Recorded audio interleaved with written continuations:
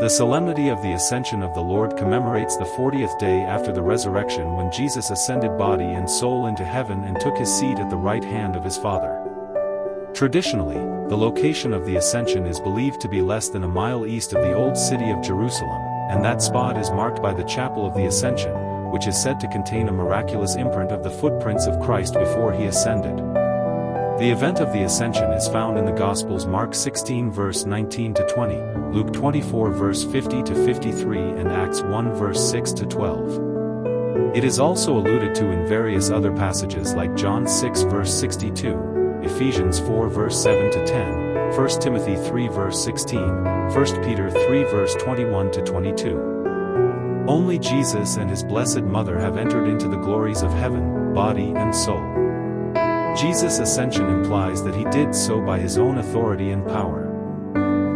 The Blessed Virgin Mary's assumption implies that she entered heaven, body and soul, by God's power, and not her own. The ascension marks the completion of Jesus' earthly mission. He first united his divine nature with human nature through the incarnation at the moment of the Annunciation. St. Thomas Aquinas teaches that from that moment on, Jesus, the Son of God, experienced three types of knowledge.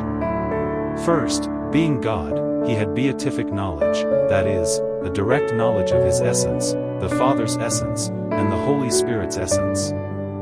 Second, he had the perfection of infused knowledge, that is, a bestowal of all truths given to the angels in heaven, especially those truths necessary for the completion of his divine mission. Third, he began to acquire learned knowledge, or experiential knowledge. This was the form of knowledge attained through his human nature from the senses and his human reason. The Feast of the Ascension was celebrated annually from as early as apostolic times. St. John Chrysostom, St. Gregory of Nyssa, and St. Augustine all attest to this fact. When the Council of Nicaea set the date for the celebration of the resurrection in 325, it chose to keep Easter on the first Sunday after the first full moon occurring on or after the vernal equinox in spring. This decision also set the day for the Ascension being 40 days after Easter, on a Thursday. Today, many ecclesiastical provinces transfer the Thursday celebration to the following Sunday to provide for a wider celebration. Prayers of the Solemnity of Ascension.